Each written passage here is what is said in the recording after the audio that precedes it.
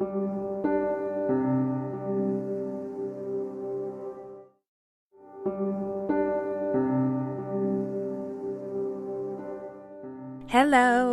this is Let's Talk About Myths, baby, and I am your host, Liv, here with my favorite thing in the world to do, just reading you a really old and rickety translation of the Odyssey, because no matter how old the translation, it is still the Odyssey, and it is still so much fun, and we are getting to the really good stuff now. So why bother with more of an intro? It's all just getting so exciting. This is Homer's Odyssey, translated by Samuel Butler, Book 10. Thence we went on to the Aeolian island where lives Aeolus, son of Hippotas, dear to the immortal gods. It is an island that floats, as it were, upon the sea, iron-bound with a wall that girds it.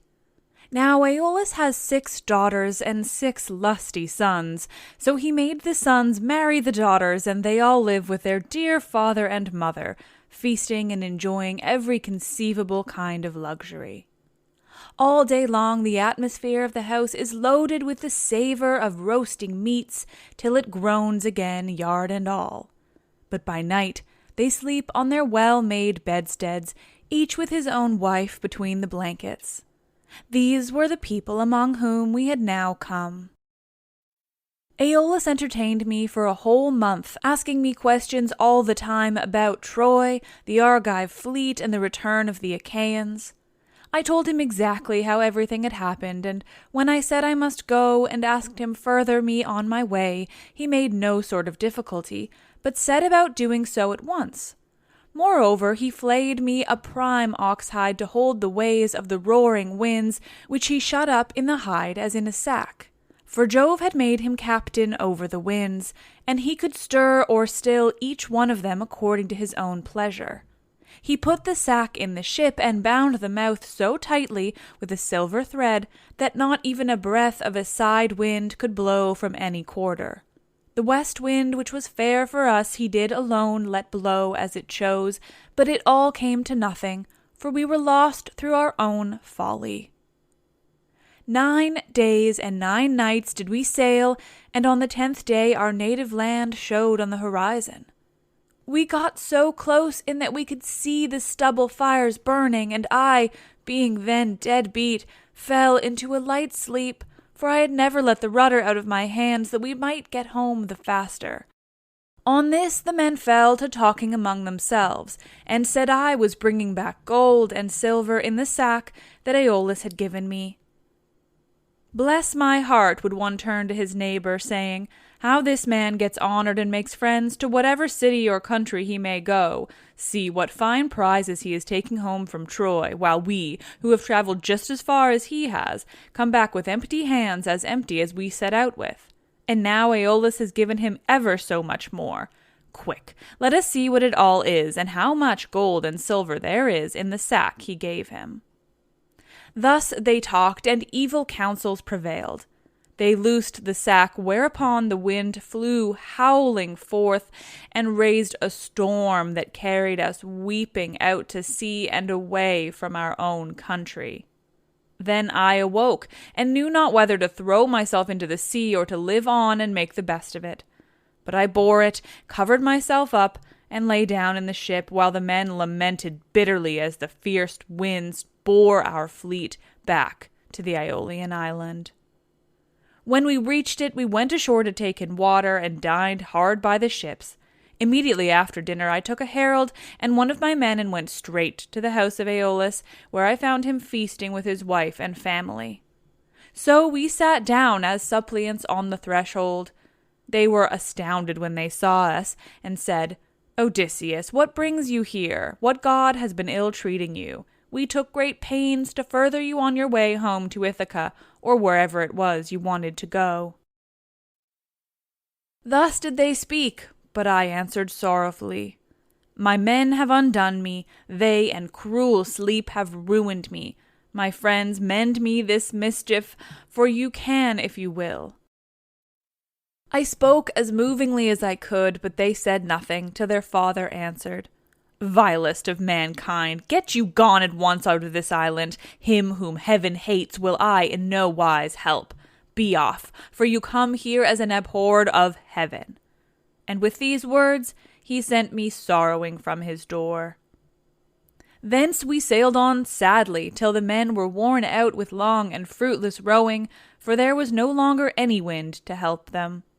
6 days, night and day, did we toil, and on the 7th day we reached the rocky stronghold of Lammas, Telepolis, the city of the Laestrygonians, where the shepherd who is driving in his sheep and goats to be milked salutes him who is driving out his flock to feed, and this last answers the salute. In that country a man who could do without sleep might earn double wages, one as a herdsman of cattle and another as a shepherd, for they work much the same by night as they do by the day. When we reached the harbor we found it landlocked under steep cliffs, with a narrow entrance between 2 headlands. My captains took all their ships inside and made them fast close to one another, for there was never so much as a breath of wind inside, but it was always dead calm. I kept my own ship outside and moored it to a rock at the very end of the point. Then I climbed a high rock to reconnoiter, but could see no sign neither of man nor cattle, only some smoke rising from the ground. So I sent 2 of my company with an attendant to find out what sort of people the inhabitants were. The men, when they got on shore, followed a level road by which the people draw their firewood from the mountains into the town, till presently they met a young woman who had come outside to fetch water, and who was daughter to a Laestrygonian named Antiphates. She was going to the fountain Artachia, from which the people bring in their water, when my men had come close up to her. They asked her who was the king of that country might be, and over what kind of people he ruled. So she directed them to her father's house. But when they got there, they found his wife to be a giantess as huge as a mountain, and they were horrified at the sight of her. She at once called her husband Antiphates from the place of assembly, and forthwith he set about killing my men. He snatched up one of them and began to make his dinner off him then and there, whereon the other 2 ran back to the ships as fast as ever they could. But Antiphates raised a hue and cry after them, and thousands of sturdy Laestrygonians sprang up from every quarter, ogres, not men. They threw vast rocks at us from the cliffs as though they had been mere stones, and I heard the horrid sound of the ships crunching up against one another, and the death cries of my men as the Laestrygonians speared them like fishes and took them home to eat them. While they were thus killing my men within the harbor, I drew my sword, cut the cable of my own ship, and told my men to row with all their might, if they too would not fare like the rest. So they laid out for their lives, and we were thankful enough when we got into open water out of reach of the rocks they hurled at us. As for the others, there was not one of them left.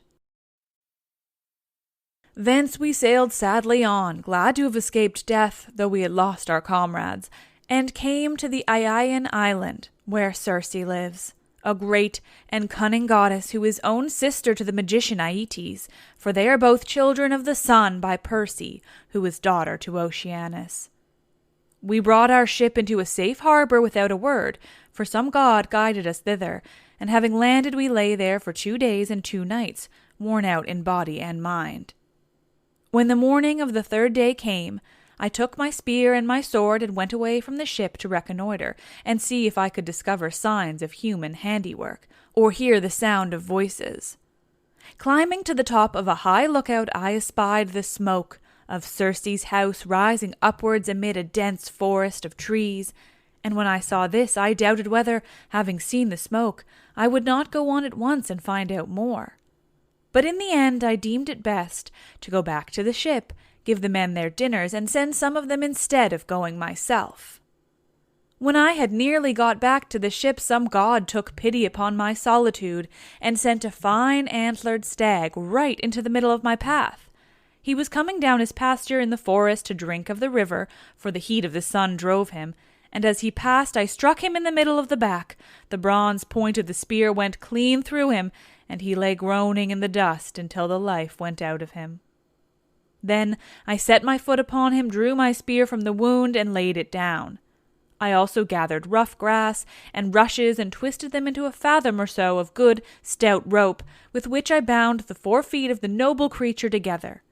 Having so done, I hung him round my neck and walked back to the ship, leaning upon my spear, for the stag was much too big for me to be able to carry him on my shoulder, steadying him with one hand. As I threw him down in front of the ships, I called to the men and spoke cheeringly man by man to each of them.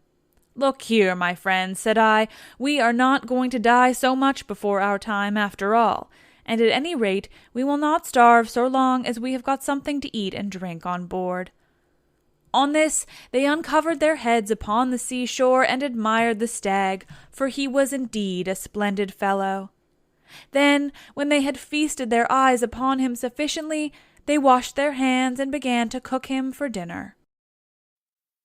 Thus, through the livelong day to the going down of the sun, we stayed there eating and drinking our fill. But when the sun went down and it came on dark, we camped upon the seashore. When the child of morning, rosy-fingered Dawn, appeared, I called a council and said, "My friends, we are in very great difficulties. Listen therefore to me. We have no idea where the sun either sets or rises, so that we do not know east from west. I see no way out of it. Nevertheless, we must try and find one. We are certainly on an island, for I went as high as I could see this morning, and saw the sea rising all round it to the horizon.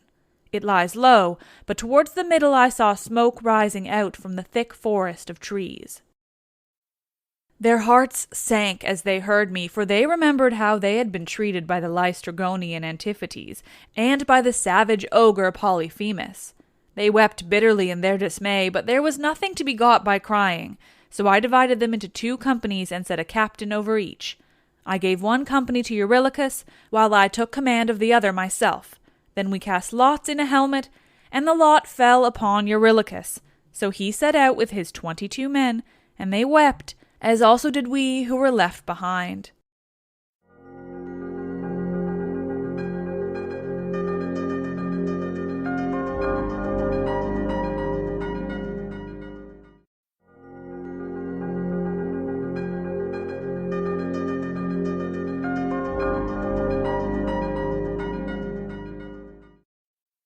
When they reached Circe's house, they found it built of cut stones, on a site that could have been seen from far, in the middle of the forest.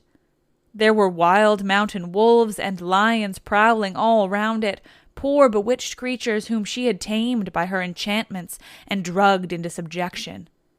They did not attack my men, but wagged their great tails, fawned upon them, and rubbed their noses lovingly against them. As hounds crowd round their master when they see him coming for dinner, for they know he will bring them something, even so did these wolves and lions with their great claws fawn upon my men, but the men were terribly frightened at seeing such strange creatures.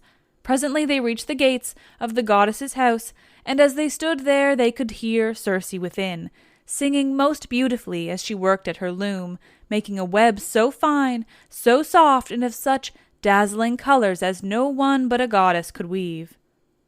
On this, Polites, whom I valued and trusted more than any other of my men, said, "There is someone inside working at a loom and singing most beautifully.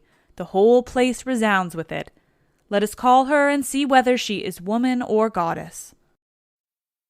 They called her, and she came down, unfastened the door, and bade them enter.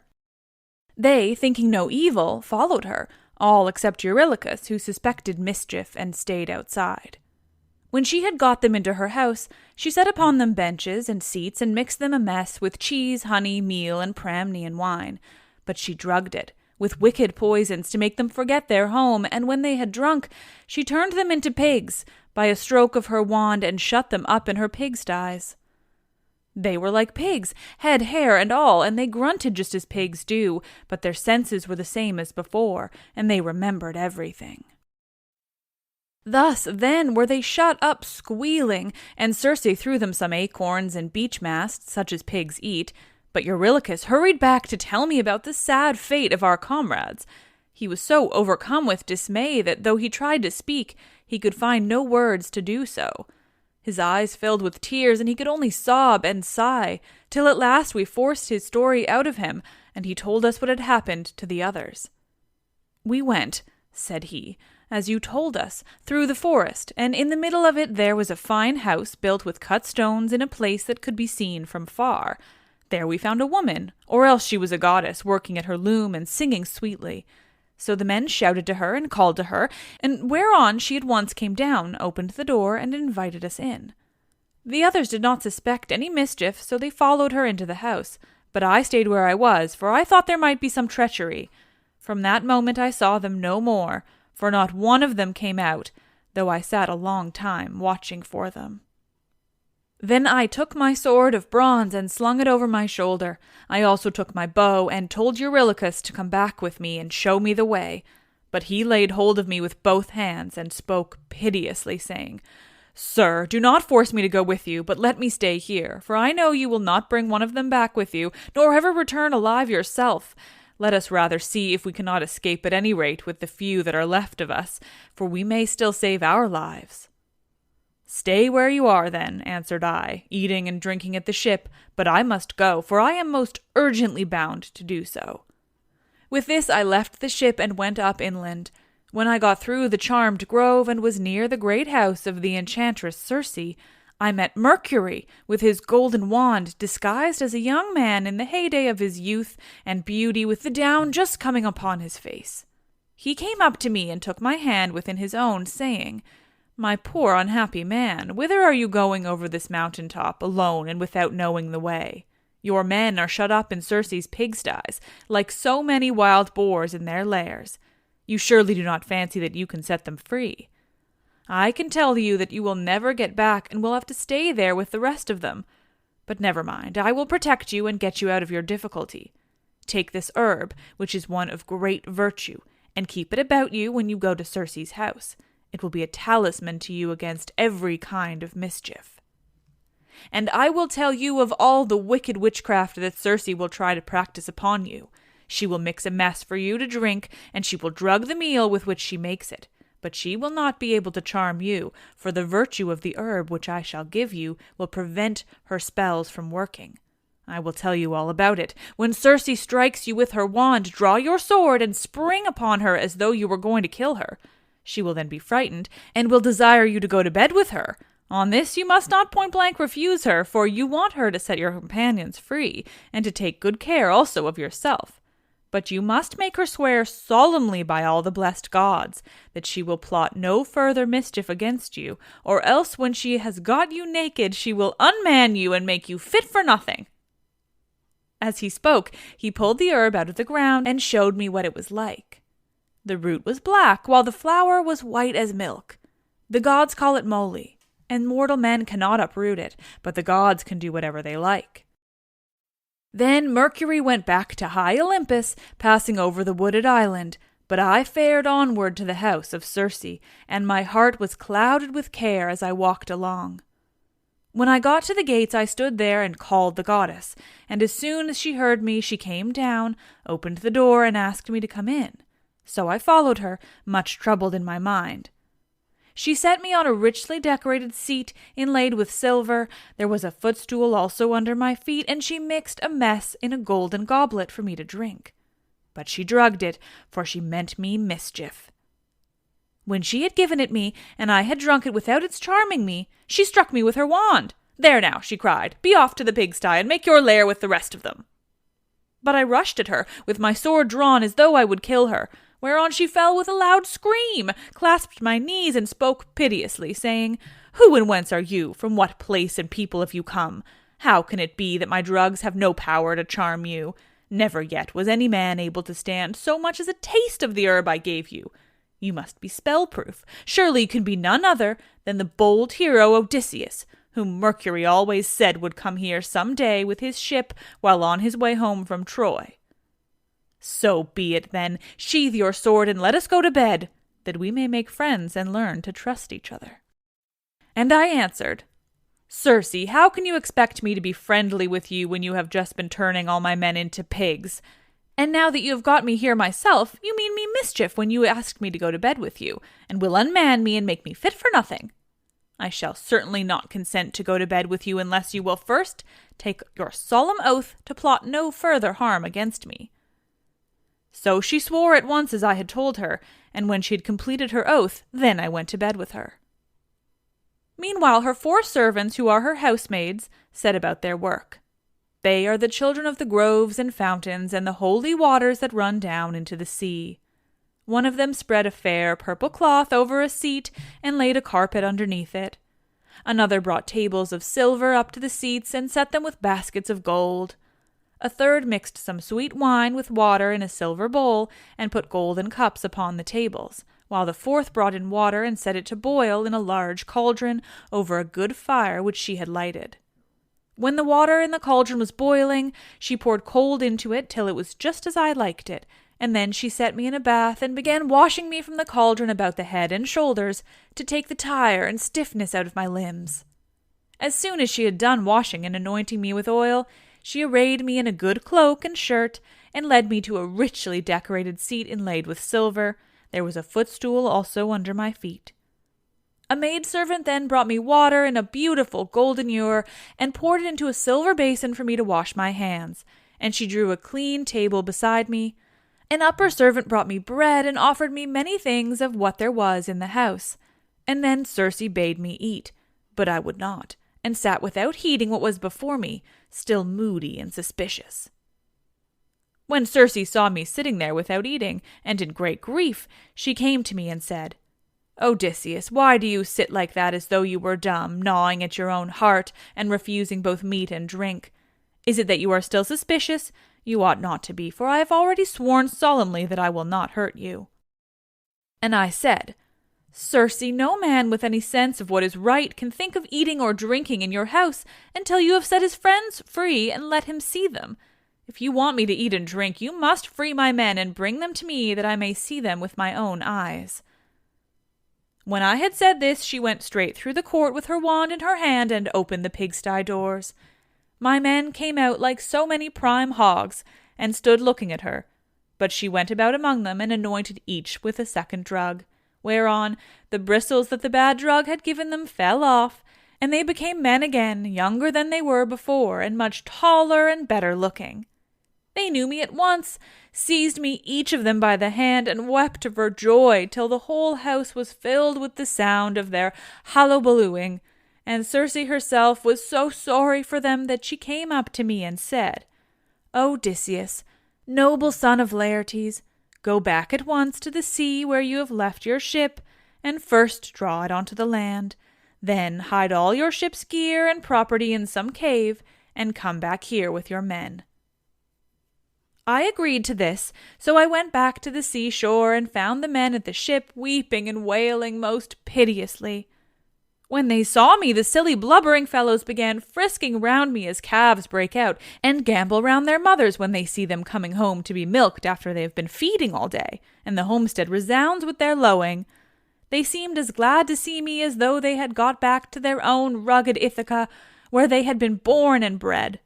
"Sir," said the affectionate creatures, "we are as glad to see you back as though we had got safe home to Ithaca, but tell us all about the fate of our comrades." I spoke comfortingly to them and said, "We must draw our ship onto the land and hide the ship's gear with all our property in some cave.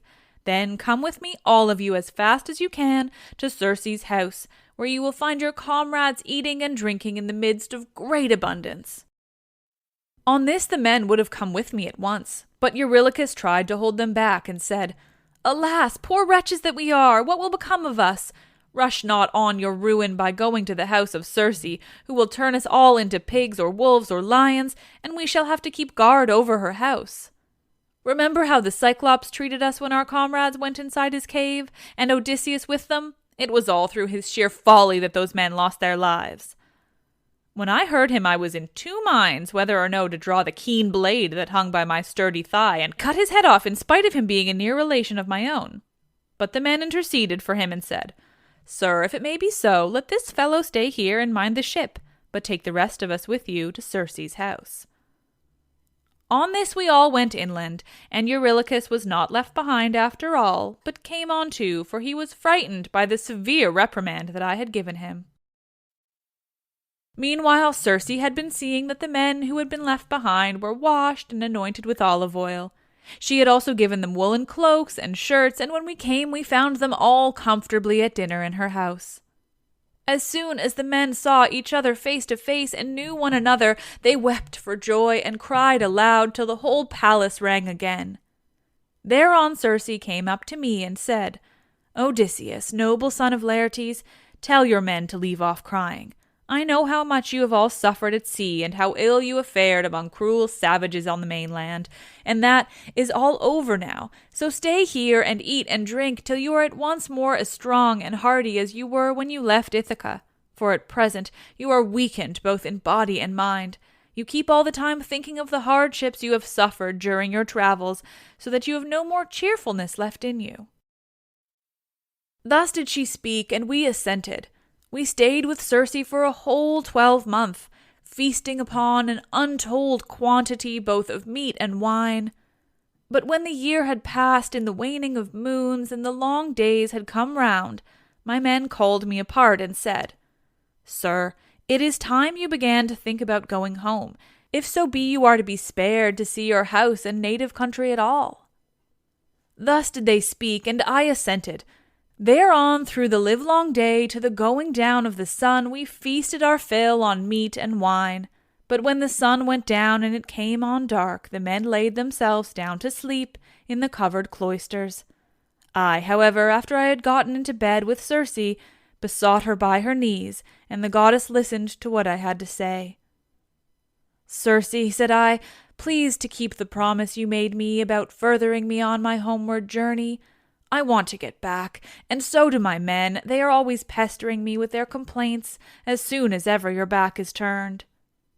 And the goddess answered, "Odysseus, noble son of Laertes, you shall none of you stay here any longer if you do not want to, but there is another journey which you have got to take before you can sail homewards. You must go to the house of Hades and of dread Proserpine to consult the ghost of the blind Theban prophet Tiresias, whose reason is still unshaken. To him alone has Proserpine left his understanding even in death, but the other ghosts flit about aimlessly." I was dismayed when I heard this. I sat up in bed and wept, and would gladly have lived no longer to see the light of the sun. But presently, when I was tired of weeping and tossing myself about, I said, "And who shall guide me upon this voyage? For the house of Hades is at a port that no ship can reach." "You will want no guide," she answered. "Raise your mast, set your white sails, sit quite still, and the north wind will blow you there itself. When your ship has traversed the waters of Oceanus, you will reach the fertile shores of Proserpine's country, with its groves of tall poplars and willows that shed their fruit untimely. Here beach your ship upon the shores of Oceanus and go straight on to the dark abode of Hades. You will find it near the place where the rivers Pyphryphlegathon and Cocytus, which is a branch of the river Styx, flow into Acheron, and you will see a rock near it, just where the two roaring rivers run into one another. When you have reached this spot, as I now tell you, dig a trench a cubit or so in length, breadth, and depth, and pour into it as a drink offering to all the dead, first honey mixed with milk, then wine, and in the third place water, sprinkling white barley meal over the whole.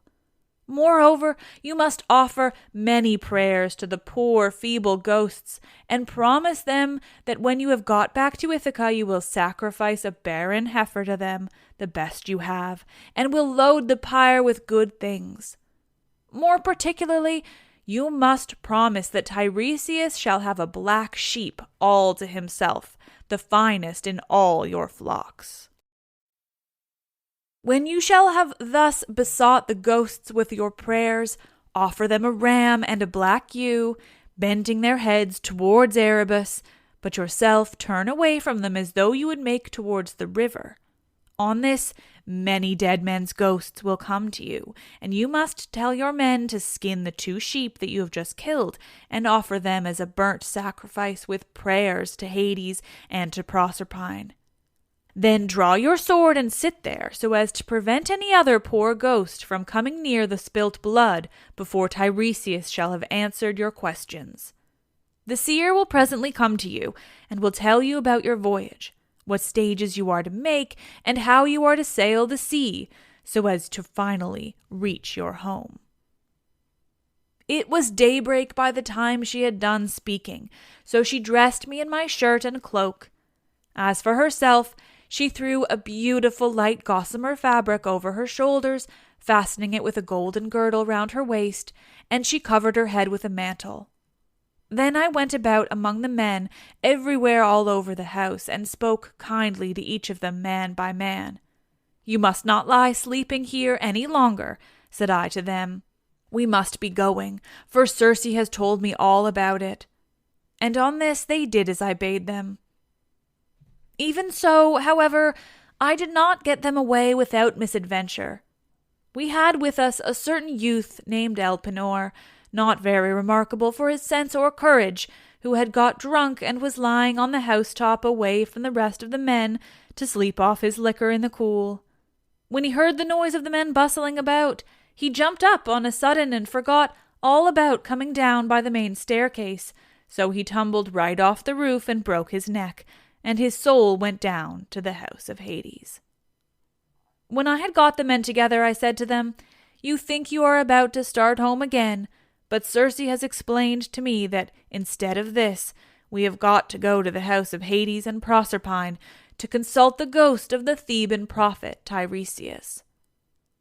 The men were broken-hearted as they heard me, and threw themselves on the ground, groaning and tearing their hair, but they did not mend matters by crying. When we reached the seashore, weeping and lamenting our fate, Circe brought the ram and the ewe, and we made them fast hard by the ship. She passed through the midst of us without our knowing it, for who can see the comings and goings of a god, if the god does not wish to be seen?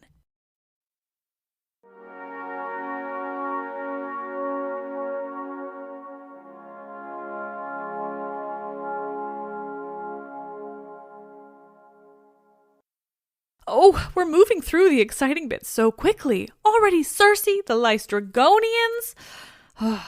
Good times with Odysseus. Next week, we're going to the underworld. Thank you all for listening. This is so much fucking fun. Honestly, it's a real thrill. You're all the best. I am Liv, and I love this shit.